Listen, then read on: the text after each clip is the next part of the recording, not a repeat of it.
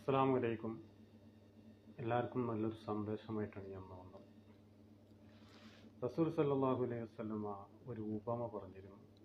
അതായത് ഒരു മരുഭൂമിയിൽ ഒരു ഒട്ടകപ്പുറത്ത് പോകുന്ന ഒരു ഒട്ടകം, ആ മരുഭൂമിയിൽ വെച്ച് അദ്ദേഹത്തിന് ഒട്ടകം നഷ്ടപ്പെട്ടാൽ അദ്ദേഹത്തിൻ്റെ മനസ്സിൽ എന്തായിരിക്കുമോ അതുപോലെ തന്നെയാണ് ആ ഒട്ടകം തിരിച്ചു വന്നാൽ അദ്ദേഹത്തിൻ്റെ മനസ്സിലുള്ള സന്തോഷം എന്തായിരിക്കുന്നത്.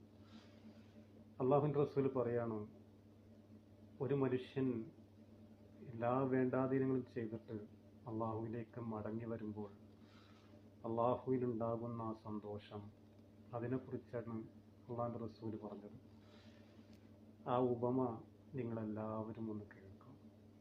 അത് കേട്ടിട്ട് നമ്മളെല്ലാവരും ഒന്ന് മനസ്സിലാക്കണം.